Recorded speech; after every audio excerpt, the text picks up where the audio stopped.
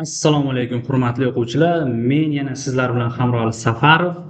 Bugungi darsimizni boshlaymiz. Bugungi darsimiz distinct va expressions, ya'ni matematik amallar, string amallar hammasidan foydalanishni bugun men sizlarga o'rgatib ketaman. Xo'p, hurmatli o'quvchilar, o'zi video darsda tushunarli bo'lyaptimi? Agar tushunmovchilik nimadir bo'layotgan bo'lsa, bemalol kommentariyada izohlaringizni yozishlaringiz mumkin. Kommentariyada Telegram username'imni qo'yganman. Bemalol lichkamga murojaat qilishlaringiz mumkin. Xotirjam. Qo'ldan kelgancha vaqtim bor payti javob yozishga, o'rgatishga harakat qilaman. Undan hech qanday muammo bo'lmaydi. Xo'p o'quvchilar, bugungi mavzumizni boshlaymiz. Bugungi mavzumiz nima? Ming bor uzr. Xo'p, duplicates and expressions. Ya'ni duplicates and expressions. Xo'p, bu mavzu haqida to'xtalsak, bu 5-mavzumiz bo'ladi. Distinct, ya'ni duplikat qiladi. Ma'lumotlarni duplikat qilib beradi. Ya'ni 5 dan bir xil ma'lumot bo'ladigan bo'lsa, vali bo'ladigan bo'lsa, alilarni o'chirib duplikat qiladi, bitta alini oladi va ali bilan valini olib beradi bizga. Distinct bu nima? Hurmatli obunachilar. Distinct bu SQL so'rovi natijasida paydo bo'ladigan bir xil duplikat qatorlarni olib tashlash uchun ishlatiladigan kalit so'z hisoblanadi. U faqat unikal, takrorlanmas qiymatlarni qaytaradi. Tasavvur qiling, sizda bitta savat meva bor, uni ichida olma, banan, nok bo'ladigan bo'lsa, bizda nima qiymat qaytaradi? Buni fikrlash kerak. Wow narsa emas. Yana bitta narsani tushuninglar. SQL ham osmondan tushib qolmagan yoki u nimalardir paydo bo'lib qolmagan.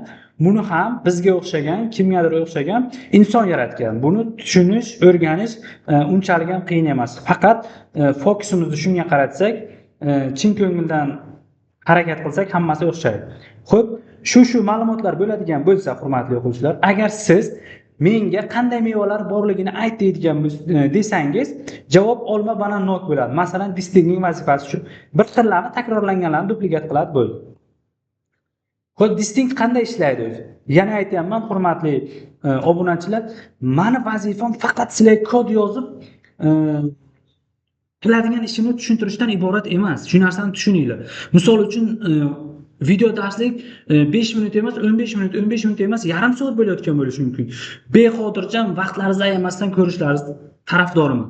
Sabab nima? O'zi distinct nimaligini, qanday ishlashini bilmasdan turib kod yozish bu ahmoqgarchilik hisoblanadi. U ko'rona nimadir o'rganish yaxshi emas. Oqibat yaxshi bo'lmaydi. Xo'p, endi hozir distinct nimaligini tushuntirdim boyagi mana slaydimizga. Nimaligini tushuntirdim. Endi bu qanday ishlashini tushuntiraman. Bu distinct yozgan payt o'sha biz yozgan kod orqasiga qanday jarayon ketayotganini tushuntiraman. Sizlar shu narsani anglaysiz. PostgreSQL so'rovini bajarganda quyidagi bosqichlardan o'tadi. Ya'ni distinct quyidagi bosqichlarni amalga oshiradi. Birinchisi nima qiladi? Ma'lumotlarni yig'adi. Berilgan jadvaldagi barcha ma'lumotlarni ko'rib chiqadi. Hozir nima qilyapti? Ma'lumotlarni masalan 100 ta row, ya'ni 100 qator ma'lumot bo'ladigan bo'lsa, hammasini ko'rib chiqyapti. Hali distinct bo'lgani yo'q. Umumiy hammasini tekshiryapti. Endi 2 sorting saralayapti. Nima qilyapti? Saralayapti. Bir xil qiymatlarni yonma-yon qo'yish uchun ma'lumotlarni ichki tizimda saralaydi. Ya'ni vali bo'ladigan bo'lsa, ali bilan valini saralayapti. Va keyin taqqoslayapti. Umumiy vali bo'ladi, vali bo'ladigan bo'lsa taqqoslaydi. Masalan, bilan bir-biriga tengmi? Ha, teng. Birinchisini oladi. Bilan ikkinchisiga tekshiradi. Bilan vali bir-biriga tengmi? Yo'q, teng emas. Ikkalasini ham oladi. Xuddi ana shunday tushiringlar. Xuddi men qaraydigan ko'z bilan sizlar ham SQL ga qaranglar. Ma'lumotlar tuzilmasiga qaranglar. Bitta raqam bo'ladigan bo'lsa, uni shunchaki raqam deb qabul qilmaydi. Masalan, 2 raqami bo'ladigan bo'lsa, u biz uchun shunchaki 2 raqam emas. Agar bu 2 ning orqasidagi jarayonni ko'ra olmaydigan bo'lsak, bizdan data analik chiqmaydi. Biz qisqa qilib aytganda bashorat qilishimiz kerak. U ma'lumot o'zi qaydan kelgan, qanday paydo bo'lgan, o'shangacha bo'lishiga sabab nima, qanday jarayonlardan o'tgan, umumiy hammasini o'zimizga o'zimiz savol berishni o'rganishimiz kerak. Yana bitta narsani aytib o'tib ketmoqchiman. Wi-Fi mavzudan tashqari ustozim bizga ham shu narsani o'rgatganliklari uchun men ham o'rgatishga qaror qildim. Kimdir o'qigan bo'lishi mumkin, o'qiganlar o'zi olmasin. Masalan, savol ortidagi savol degan kitob bor. Adashmasam 100 betdan oshiqroq bir o'tirganga o'qib chiqsa bo'ladi. Ja unchalik emas. Maksimum 2 kun, maksimum 2 kunga o'qinglar. Sabab nima? O'shandagina sizlar aynan men o'sha kitobni o'qishimgacha savol ortidagi savol desa insonlar savol berishni tushunadi. U kitobni o'qigandan keyin avvalgi hamrohlik emas, hozirgi yana 1% bo'lsa ham plyus tomonga hamrohlarning dunyoqarashi o'zgardi. Sabab nima? Men insonlarga savol berishni o'rgatadi deydigan bo'lsam, yo'q. Savol ortidagi savol aslida insonni o'ziga savol berishni o'rgatadi. Masalan, bugun men nima qildim? Xo'p, bugun video dars oldim, video dars ko'rdim. Yarim soat vaqtim ketdi. Xo'p, men o'rgangan narsamdan nimadirga foydalandimmi? Nimadir o'zgarish bo'ldimi degan savolni berishni o'rgatadi. Hurmatli o'quvchilar, shu kitobni o'qishlaringizni tarafdoriman. O'qimoqchi bo'lganlar bemalol o'qishi mumkin. Aytganimda biz faqat shunchaki SQL o'rganmaymiz.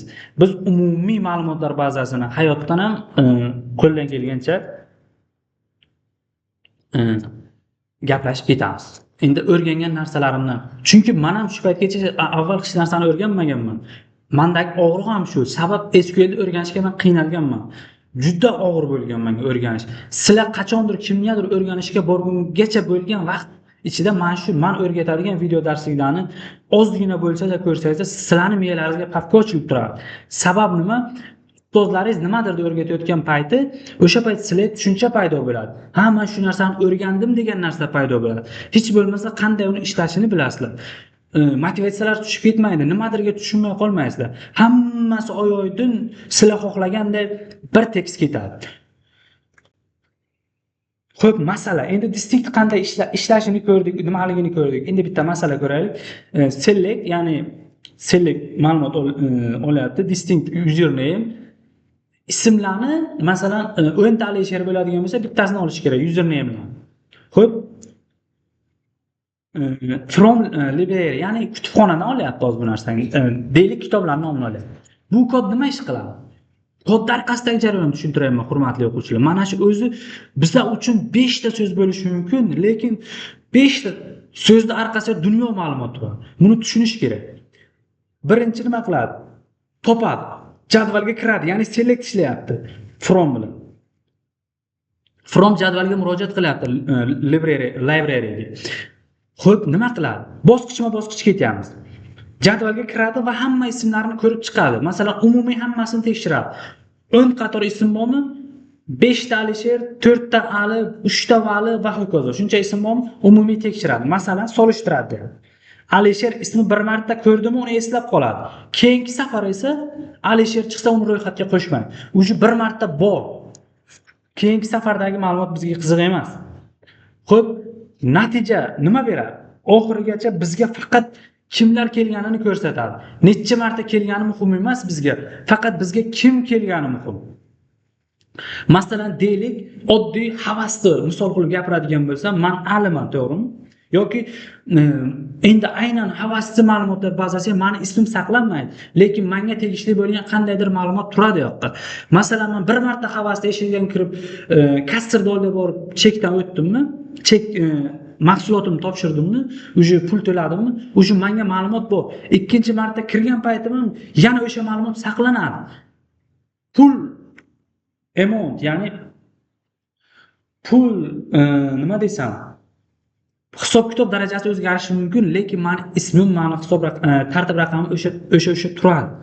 Xo'p, endi bizga hozir meni necha marta kelganimni so'ramayapti bu yoqqa. Men borganimni so'rayapti. Mendan va boshqa menga o'xshagan insonlar u havasga kirganini so'rayapti. Xuddi mana shu tarzda tushuntiryapman sizlarga. Agar jadvalda ali vali bo'lsa, bu kod bizga ali vali deb javob qaytaradi. Ortiqcha alini esa o'chirib tashlaydi. Xo'p, expressions, ya'ni ma'lumotlar bazasidan ishlaydiganda bizda matematik amallar, string amallardan foydalanishni bugun o'rgatib ketaman. Bugun ozgina informatsiya ko'proq bo'ladi, ya'ni ancha narsani ko'ramiz. Ma'lumotlar bazasi bu shunchaki raqamlar va so'zlar saqlanadigan, qo'pol bo'lsa ham aytaman, o'lik ombor emas, hurmatli obunachilar. Shu narsani tushuninglar. Agar biz bazadagi ma'lumotlarni xomashyo deb tasavvur qilsak, expressions, ya'ni ifodalar bu xomashyodan tayyor mahsulotlar yasaydigan uskunalar hisoblanadi. Masalan, deylik taxta bo'ladigan bo'lsa, bizga omborimizga taxta turibdi. Undan foydalanish uchun, nimadir qilish uchun bizga usta kerak bo'ladi. O'sha taxtadan qandaydir bir yaxshi narsalar yasash uchun bizga qaysidir qo'pol qilib aytaman, tesha yoki o'zimiz joylar tilida gapiramiz yoki qandaydir bir naqsh chizadigan bo'lsa, o'shanda uskunalar, stanoklar, zamonaviy stanoklar kerak bo'ladi.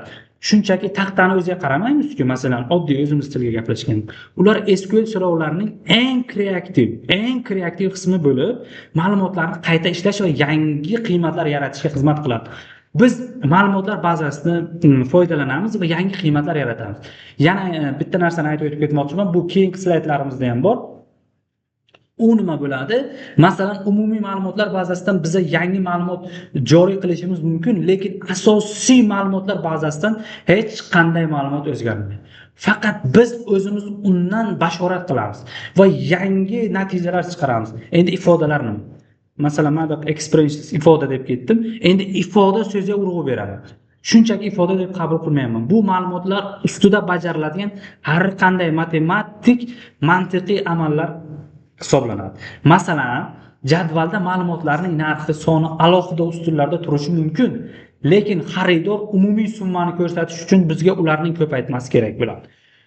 Shu paytda price, ya'ni count, o'sha payt price ustuniga count yulduzcha berib qo'ysangiz, umumiy hisob-kitob bizga qilib beradi. Matematik ifoda yordamiga keladi, deyapti. Biz bazadagi raqamlarni shunchaki o'qimaymiz, ularni bir-biriga urishtirib yangi natijalar hosil qilamiz, deyapti. Ko'p amallar o'zi nima? Matematik amallarga to'xtalamiz. Keyingi slaydda esa string amallar, ya'ni matnli amallar bo'ladi. Matematik amallar bu raqamli ma'lumotlar bilan ishlash uchun ishlatiladi. Plus qo'shish, ya'ni ikkita ustunni bir-biriga qo'shamiz. Ikkita ustundan bir-birini ayiramiz, ikkita ustunni bir-biriga ko'paytiramiz, ikkita ustunni bo'lyapmiz va qoldiqli bo'lish. Qoldig'ini olyapmiz. Masalan, darajaga ko'taryapmiz. Bu nima demoqchiman? Masalan, bu amallar bilan biz juda ko'p ishlar qilsak bo'ladi. Nima qilsak bo'ladi? O'zimizga oddiy, masalan, deylik, sizning qandaydir magaziningiz bu. Qaysidir mahsulot yaxshi ketmayapti. Mijozlarni, customerlarni ko'nglidan yaxshi joy egallash kerak. Bu uchun nima qilish kerak? Unga chegirma berish kerak. Chegirma berish uchun nima qilish kerak? Masalan, avvalgi narxi necha so'm edi? 100 ming bo'ladigan bo'lsa, 10% chegirma berish kerak, 10 ming narxidan ayirish kerak. O'sha 10% chegirmani SQL orqali bemalol bajarsak bo'ladi. SQL bizga kalkulyator vazifasini ham bevosita va bilvosita bajarib beradi. Endi bevosita va bilvosita deb ketyapman. Asosan bevosita bo'lsa kerak, lekin ikkalasi ikki xil nazarda tushunish mumkin. Men farqiga bo'lmaganligim sababli ikkalasini ham aytib ketdim. Aytmoqchimanki, kimdir bilsa, noto'g'ri urg'u qaratmasin, noto'g'ri ma'lumot paydo bo'lmasin. Menga nisbatan dunyoqarash o'zgarmasin.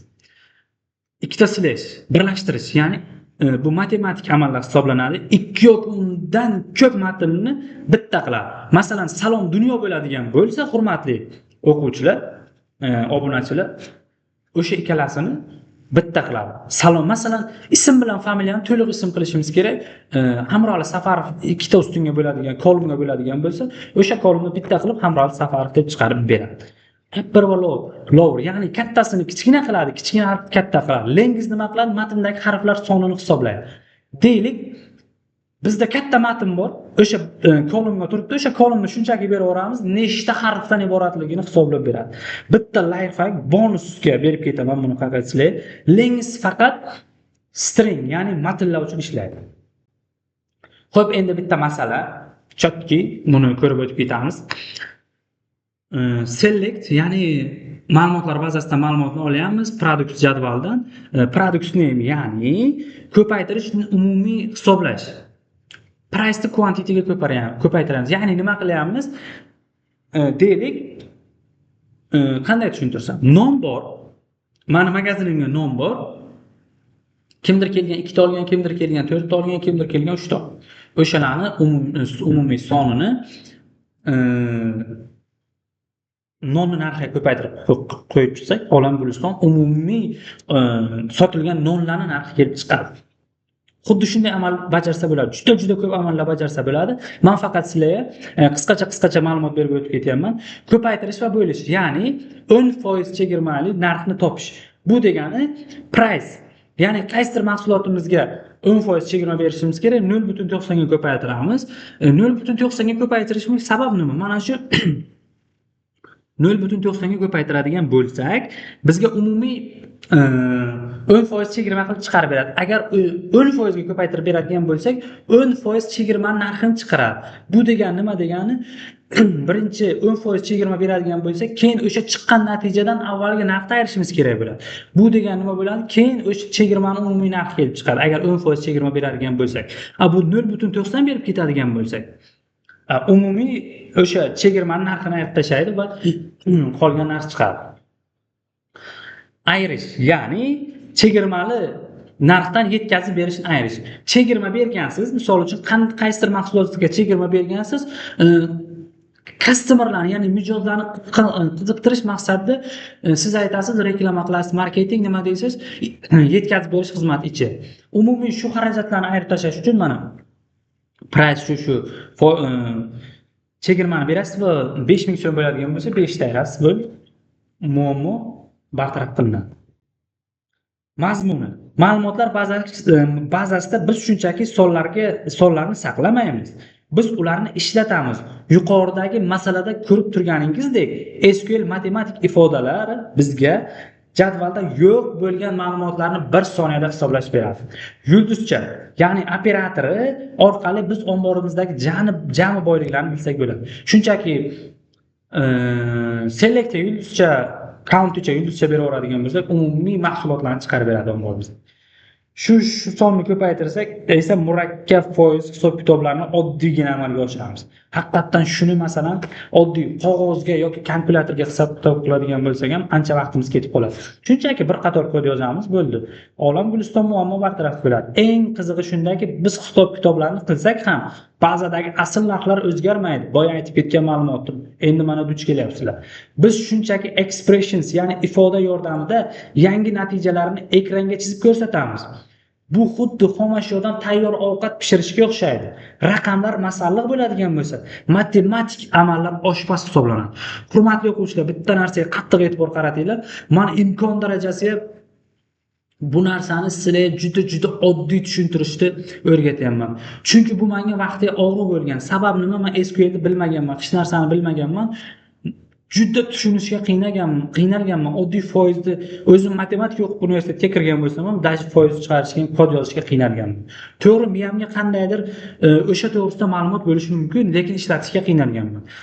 Sabab nima? Ana shu narsalarni ko'rib, mayli sizlar zo'r SQL ni bilmassizlar, mani video darslarimni ko'rib. Agar kimdir chin ko'ngildan xohlab shu darslarni boshidan oxirigacha kuzatsa, bemalol 0 dan professional darajada chiqa oladi. Masalan, boshqa ustozga borgan taqdiringizda ham siz uje sizlarga ma'lumot data bo'ladi, uni qanday ishlatishni bilasizlar. Ya'ni to'xtalish bo'lmaydi.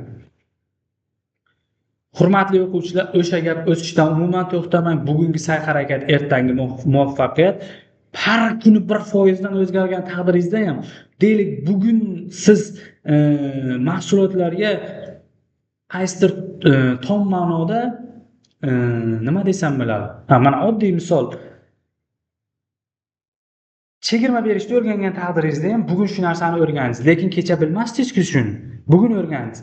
Bu demoqchimanki, agar har kuni shunday ma'lumot o'rganib borgan taqdiringizda 1 yilda 33% ga teng bo'ladi. Bu degani, masalan, men har kuni bitta ma'lumot o'rganadigan bo'lsam, 3 yilda meni dunyo qarashim, bilimim, salohiyatim, SQL ga yoki umuman hayotga bo'lgan muhabbatim, ilmga bo'lgan muhabbatim tobora o'zgarib ketadi.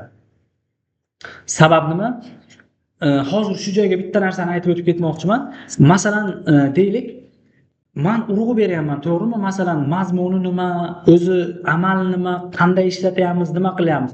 Men savol beryapman o'zim shu qayerdan paydo bo'lyapti, nima qilyapti? Deylik 2 bo'ladigan bo'lsa, 2 qanday paydo bo'lgan, o'sha jarayongacha nima kelgan, 2 shunchaki o'zi paydo bo'lib qolganmi? Masalan, 2 ni tagiga qanday mantiqiy amallar turibdi?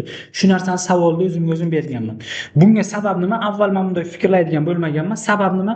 Bitta kitobni o'qiganman va ustozimni bizga dars o'tishi, boshqa narsa qilishi bizani SQLga bo'lgan muhabbatni uyg'otgan.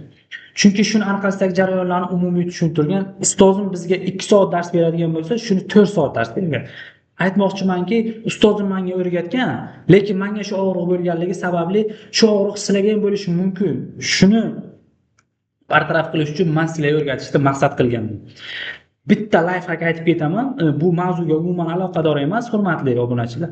Savol ortidagi savol degan kitob bu. Men buni o'qishimdan avval nima deb o'ylardim? Insonlarga nisbatan savol berishni o'rgatadi. Masalan, kim bilandir muloqot qilayotgan paytim menga shunchaki savolni emas, qaysidir mazmunli savollarni berishni o'rgatadi deb o'ylardim. Adashgan ekanman.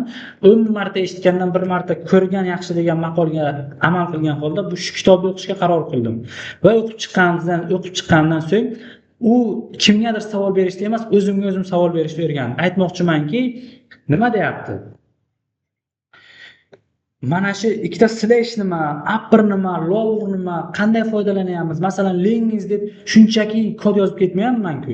Shu lengizni o'zi ifodami yoki boshqa narsami shularni ko'rsatyapman. O'zimga o'zim savol beryapman va shu og'riqlar menga paydo bo'lganligi uchun sizlarga shu narsani qisqacha qilib o'rgatishni tushunyapman. Boshqa video darsliklardan bizning farqimiz shu. Biz faqat SQL da o'zini emas, biz SQL ga shunchaki ko'z bilan qaramaymiz. Biz SQL da o'ziga emas, biz uni suratiga ahamiyat beramiz. Orqasidagi jarayonga ahamiyat beramiz, ishlashini bilamiz. Shu uchun ham birinchi darsimizga noldan professional darajada degan gapimni isbotini sekin-sekin ko'rsatib boryapman. Xo'p, masalan, boya sal anglashilmovchilik bo'ldi. Endi kelinglar distinct ko'ramiz. Select deymiz.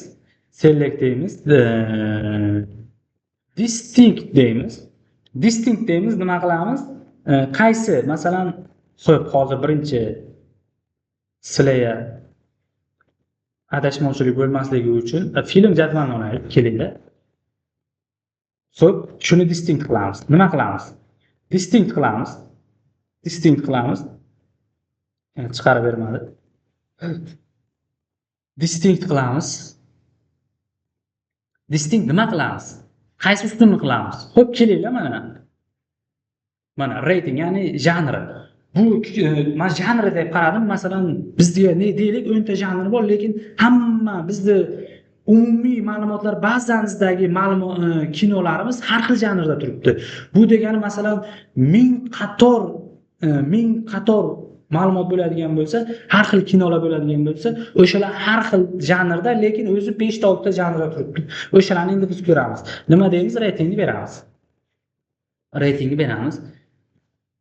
Ishlatadigan bo'lsak, mana o'zi 5 ta janrda ma'lumotlar bor ekan, lekin hamma kinolar har xil janrlarda qo'yilgan ekan. Masalan, qaysidir kino deylik, Osmondagi bolalar degan o'zi kino ko'rishga qiziqmayman, hozir nomim esimga kelmayapti. Masalan, qaysidir kinolar yoki kitobni olaylik. Masalan, savol ortidagi savol bitta janr bo'lsa, atom odatlari bitta janr bo'lsa, deylik, otamdan qolgan dalalar kitobi boshqa janrda turibdi. O'sha ikkalasini bitta qilib ikkita janr oladi. 3 ta kitob, lekin bizga ikkita janr olib beradi. Xo'p, endi matematik amallardan foydalanamiz. Endi hozir matematik emas, nimadan foydalanaylik? Stringdan foydalanamiz. Hurmatli, stringda amallar, ya'ni matnlarda amallar bajaramiz. Hurmatli o'quvchilar. From deymiz, nima? Customerdan olaylik, bizga tanish. Customerdan olaylik. Nima bo'ladi? Customerdan oladigan bo'lsak, nima deymiz? Deylik, hozir ism bilan familiyani birlashtirib to'liq ism chiqaramiz. Ya'ni nima qilamiz? First name deymiz. First name nima qilamiz? Birlashtirish uchun boya aytganimda ikkita slash. Davosi shu. Last name. Endi birlashtiradigan bo'lsak, mana ism bilan familiya birlashdi, lekin column deb turibdi ustun nomi. Bu uchun biz nima qilishimiz kerak? Columnni o'zgartirish uchun s deb to'liq ism deb qo'yishimiz kerak. Hurmatli o'quvchilar. Xo'p, to'liq ism deb qo'ydik. Endi beradigan bo'lsam, to'liq ism deb chiqdi. Yana bizda og'riq nima? Bizda muammo nima? Muammo endi e'tibor qaratsangizlar, mana ism bilan familiya birlashib qoldi. Buni bitta ma'lumot bo'lib qolyapti. Endi buni ajratib olishimiz uchun yana ikkita slashdan foydalanib, orasiga shunchaki bir tirnoq berib qo'yamiz, stringcha. Mana o'sha ism bilan familiya oyoydin ajrashdi. Endi misol uchun nima deymiz? Masalan, Jared endi shunchaki first name dan foydalanamiz. Xo'p, upper deymiz. Nima beramiz? First name beramiz. Boya aytib ketgan ustun. Upper desak mana Jared bosh harf kichkina, bu yoq bosh harf katta, bu yoq kichkina turgan. Endi umumiy hammasini katta qilib berdi. Lower nima? Lower teskarisi. Endi hammasi yomon hozir s qo'yib ketmayman, lekin sizlar mana hozir upper turibdi. Buni o'zgartirishimiz uchun masalan nimadir deb ustun nomi berish shart. Masalan, kel deylik, men hozir xayolimga birinchi shu nimadir degan ma'lumot keldi. O'ylab o'tirmasdan shuni kiritdim. Xo'p, endi ikkinchisi nima? Lower. Lower nima qiladi? Lower nima qiladi? Hammasini kichkina qiladi. Xo'p, last name beramiz. Lower hammasini kichkina qiladi. Mana elini bosh harfi katta turgan, endi kichkina qildi.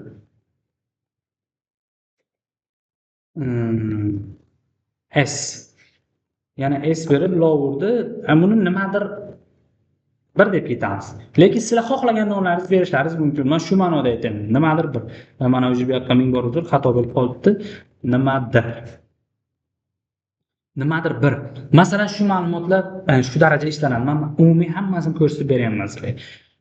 Boya aytganimdek, suratiga emas, ruhiga e'tibor bergan holda, masalan, mana customer umumiy hammasi bir qatorda turibdi. Ham hammasi bir qatorda turibdi. Xuddi shunday sizlar ham bajarishlaringiz tarafdormen. Xo'p, endi aynan to'lovlar ko'p amalga oshirilgani uchun xo'p, kelinglar shu masalaga yana bitta urg'u berib ketaylik. Avvalgi nimalardan, misol uchun where bo'ladigan bo'lsa, yo'q, mayli, limit. Yo'q, bizga nima kerak? Biz order by o'tganmiz. Order by nima qiladi? Order by bizga tartiblab beradi. Order by deydigan bo'lsak, order by nima qiladi? Order byga to'liq ismni beramiz. Order byga to'liq ism ishlamaydi. Endi mayli. Shunchaki nimani berib qo'yamiz? Masalan, shu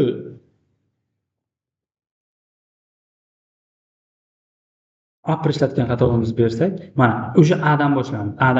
Nima uchun mana bu yerda ikkita A turibdi? Sabab nima? O'sha birinchisini tekshirgan A bormi? Ikkinchi harfga qaraydi. Ikkinchisi yana A bormi? O'sha birga turibdi. Agar uchinchisi B bo'lsa, bu ikkinchiga turadi. Chunki B dan keyin D turadi-ku. B bo'lmaganligi sababli bu yoqda D turibdi. Sabab shu. Nima uchun mana to'liq ism bu yoqqa ishlamadi desak, birinchi from umumiy hozir hamma qatorlarni tekshirib chiqqandan so'ng bizga to'liq ma'lumot qaytadi. Shuning uchun bizga nima ishlamaydi? To'liq ism ishlamadi. To'liq ism ishlaydigan joylar bor, ularni ham ko'rib ketamiz. Xo'p, endi nima qilamiz? Masalan, aytganimdek where nima edi? From bilan where'ning muhabbati bir-biriga juda kuchli, ular juda ajralmas. Where nima qilamiz? Xo'p, nima qilamiz endi? Lower shunchaki olamiz va qo'yamiz. Lower nima bo'lsin? Teng bo'lsin, nimaga teng bo'lsin? Cleary'ga teng bo'lsin. Cleary'ga teng bo'lgan ismlarni chiqaramiz hozir. Endi o'tgan darsdagi hurmatli o'quvchilar, esingizdan chiqib ketmasligi uchun o'tgan darsdagilarni ham takrorlab ketyapmiz. Buni hozir umuman aloqasi yo'q bizga. Mana o'sha bir qator ism bor ekan. Xo'p, buni olamiz. Buni olib tashlaymiz. Bu kerak emas. Endi nima demoqchiman? Hozir bir qator ism bilan limit degan funksiyani kecha ko'rgandik. O'sha limitni ko'rsataman. Bizga birinchi 10 ta ma'lumot kerak. 10 qator ma'lumot kerak. Mana 10 qator ma'lumotni oldim. Agar deylik, umumiy 50 ta ma'lumot bor. O'shanda ikkinchi 5 ta guruh bo'ladigan bo'lsa, ikkinchi guruhni olinglar deydigan bo'lsa, nima bo'ladi? Ikkinchi guruh masalan, har bir guruhga 10 tadan ma'lumot bor. Menga ikkinchi guruhning ma'lumotlari kerak. Nima qilaman? Offset degan yangi funksiya bor. Offset. Ya'ni har bir guruhga 10 tadan ma'lumot turibdi. Bu degani limitda 10 bo'ladi. Endi offset nima qiladi? Ikkinchi guruhni oladigan bo'lsak, 1 dan 10 gacha birinchi guruh bo'ladigan bo'lsa, bunga 20 ni qo'yib berib qo'yamiz. Sabab nima? 20 dan 30 gacha ikkinchi guruh hisoblanadi. Ikkinchi guruh ma'lumotlarini oladi. Hozir o'sha mana qaraysizlar, mana ayron o'zgaradi. Mana M ga o'tdi.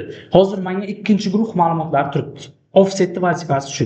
Mana o'sha kechagi darslardan ham foydalanib ketyapmiz. Eslaringizdan chiqmasligi uchun. Xo'p, endi nima qilamiz? Select deymiz. matematik amallar bajaramiz. From deymiz paymentda, ya'ni hisob-kitob ko'p bo'lganligi uchun shu table'ni saqlab olishga qaror qildim, hurmatli o'quvchilar. Xo'p, bizga nima kerak? Bizga nima kerak? Bizga nima kerak? Deylik, hozir qanday amal bajarsak bo'ladi? Kalla hozir birdan o'ylash sal mana bir nima emasman, bir daho emasman, birdan kelmaydi menga xayolga. Xo'p, biz nimalarni ko'rdik?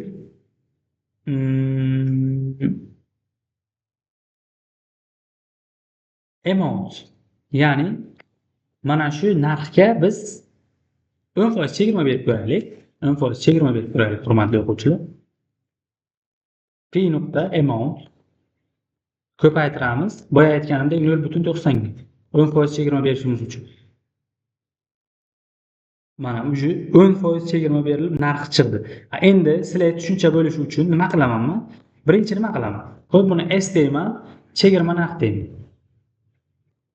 Chegirma narx deyman. Xo'p, endi tepadan yozib ketaylik, sizlar tushuncha bo'lishi uchun. Nima deyman? P deyman, amount deyman. Amount deyman. Bu yoqqa nima deyman? Bu yoqqa qo'yilmaydi, virgul. Bu yoqqa nima deyman? S deyman, asl narx deyman. Asl narx deyman. Asl narx necha edi? Chegirma bergandan keyin 10% chegirma berganimizdan keyin narx qancha bo'ldi? Mana. Endi qancha chegirma berganlaringizni ko'rmoqchisizlar. Qancha chegirma berdingiz? 10% chegirmani hamma ham bilmasangiz, siz SQL'ni bilasiz. Siz yaxshi tushunasiz, bilishingiz mumkin, lekin hamma ham tushunmaydi. Kimdir bu nima deb tushuntirish uchun yana bitta life hack, P deysiz, nuqta amount deysiz, necha foiz chegirma berganingizni narxini buni ko'paytirasiz o'ngga. O'ngga ko'paytirasiz.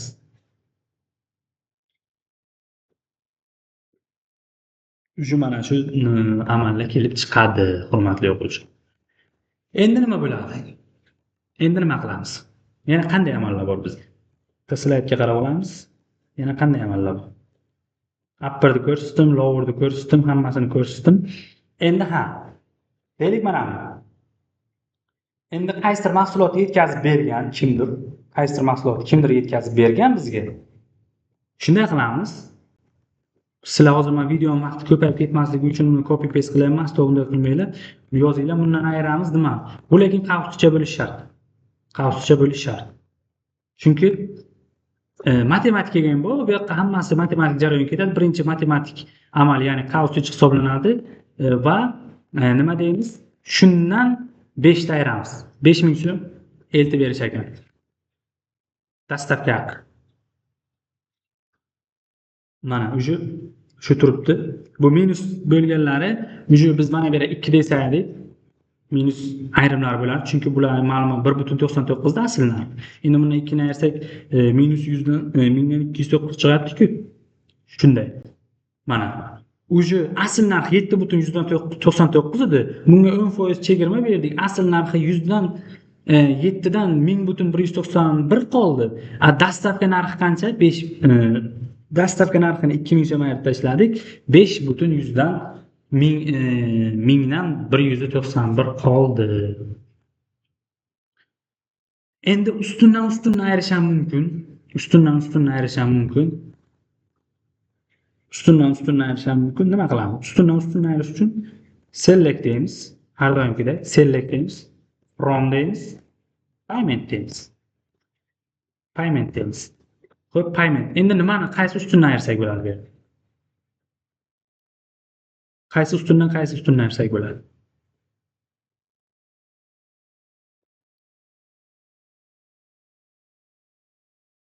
Customerni ko'ryapman, bu yoqqa ayriladigan ustunni o'zi yo'q ekanda, ma'lumotlar bazamizga.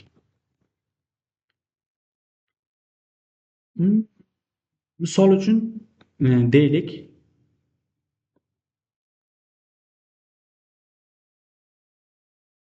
xo'p, hozir bu yoqqa ustundan ayirsa bo'ladi. Shunchaki ikkita ustunning nomini sizlar ma'lumotlar bazalariga bo'lishi mumkin, lekin masalan shunchaki nima qilasizlar? Hozir aytib ketaman. Life hack, vaqt ketmasligi uchun, lekin ustundan 100% ayirsa bo'ladi. Bu meni bilmasligim uchun bilmas ekan demanglar dedimda, hozir men sizlarga tushuntirib ketaman. Masalan, CS nuqta nimadan, masalan, activedan shunday qilib ayirib qo'yasizlar. Nimani? Misol uchun first name faqat matematik amal bo'lishi kerak bizga. Chunki hozir bu yerga matematik amal yo'qligi uchun hamma tablni bir boshdan ko'rib turibdi. Xuddi ana shunday qilib ayirasizlar, ram berasizlar, o'sha ma'lumotlar ikkita ustundan har birini ayirib chiqarib ko'rsatib beradi. Xo'p, endi nima qilasizlar? Length, ya'ni boyagi aytgan funksiya bu faqat matnda ishlaydi. Xo'p, nima? Emailni umumiy nimasini chiqaramiz. Nechta harf qatnashganini chiqaramiz. Emailga mana endi tepaga customer ID ni ham chiqarib qo'yay, hurmatli o'quvchilar. Customer ID ni ham chiqarib qo'ysam, sizlar bevosita tushunasizlar. Mana ana shu customer ID ni emaili 28 ta harfdan iborat ekan, ikkinchisiga 35 tadan. Xuddi tarzda bo'ladi mavzularimiz. Men qisqacha ko'rib ketyapmiz. Vaqt ko'p ketmasligi uchun. Mayli, sog' bo'linglar, salomat bo'linglar. Bugungi darsimiz shulardan iborat edi. Mana bu hozirgi taqdim, ya'ni slaydlarimni GitHub akkauntga yuklashga rejalashtiryapman. Xudo xohlasa yuklasam, GitHub akkauntimga bemalol kirib ko'rishlaringiz mumkin. Sog' bo'linglar, salomat bo'linglar. Bugungi darsimiz shulardan iborat edi.